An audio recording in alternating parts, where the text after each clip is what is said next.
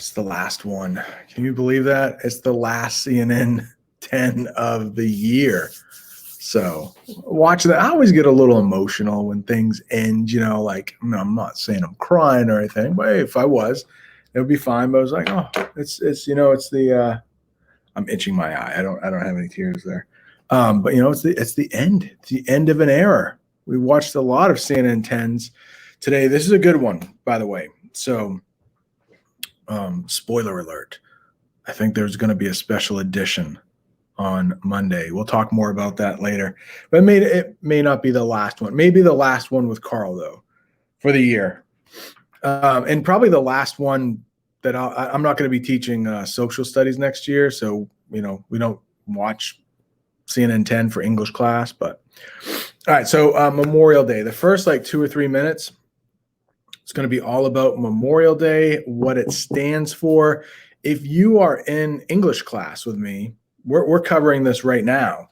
So a lot of it will sound familiar. We'll be review. Hopefully it'll stick in your head a little bit better. So good stuff there.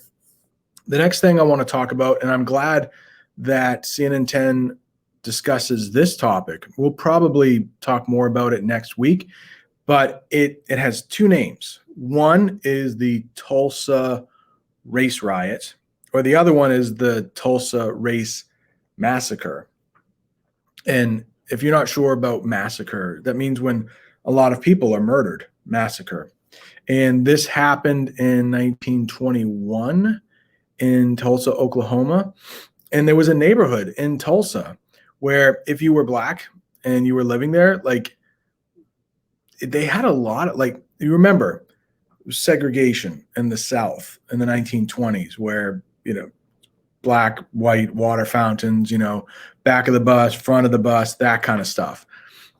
Separate but equal, it was called. And it was not equal. It was separate and unequal.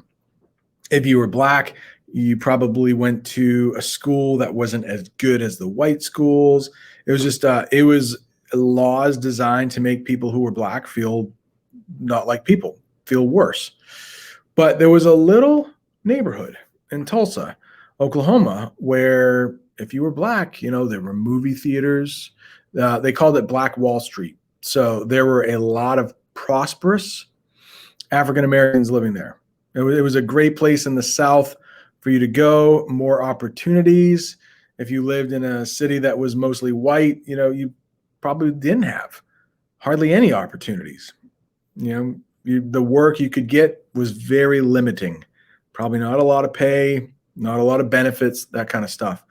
Well, what happened was, and people are not exactly sure what happened, there was an argument, a disagreement between a Black man and a white woman. That's a very common theme. Maybe, the Black man looked too long at the white woman. This was a thing back then. And it set off this riot or massacre where mostly white people were killing mostly unarmed Black people for the most part. And they're not exactly sure how many deaths there were. Could have been 30, could have been 300. Those are the statistics. Because what happened after, of course, it was not an event that you want to publicize. It was an embarrassment. So a lot of newspapers didn't cover this massacre. And it's only now when people are going back and doing some research that we might know a little bit more about what happened. But by the end of it, there was no more Black Wall Street. It was just, we talked about that word razed with, if you're in English class. We talked about that. It's just completely destroyed, right down to burnt. It's just awful. They'll show you some pictures. But one of the reporters, who's not Carl, I can't remember his name, is in Tulsa. You'll see him. It looks like he's maybe using a GoPro or his phone or something. It's pretty cool. He's going to be interviewing teachers in the Tulsa area who may have had some family members that were affected. So something to look forward to. We might dive a little deeper next week into the Tulsa race riots, Tulsa race massacre. Oh, I almost said the answer to the trivia question. No, actually, I can say it because it's the year. Never mind. Okay, so next week in June, first week of June, there will be the celebration of the first spacewalk ever. So basically, a capsule goes up. I think it was the Gemini 7 goes up into a little bit outside of the Earth's atmosphere, into still within Earth's orbit, though. So the gravity is still keeping, they're not flying off into space. I don't know about that, though. Maybe it's not quite in the Earth's gravitational pull. Yeah, probably is. Man, because it looks like, okay, well, what makes me say that is the spaceship is definitely with it. Maybe he pushed himself off or whatever. But for the spacewalk, man, take a look at the equipment. It is definitely sus. Well, I don't want to say the year, but we're talking really the equipment. I would not want to go up in that equipment. You'll see it when you watch it. It's like he trusts that equipment. It's a guy that's going on the spacewalk. So he's out and you can see Earth below him. They do have a camera. It's pretty cool. It's pretty cool. Even in 2021, it's pretty cool. Not something you see every day. So take a look at that. And then, the last major story, it's actually a little minor one. But yesterday we had the baby monkeys and we had the baby pandas. And I asked you, not many people told me, I asked you what were cuter. Was it the baby monkeys or the baby pandas? I'm going to chime in. I think the baby panda. But today we have another. I don't think they're babies though. But the Tasmanian devil. It's the largest carnivorous marsupial in the world. So, most of the marsupials live in Australia.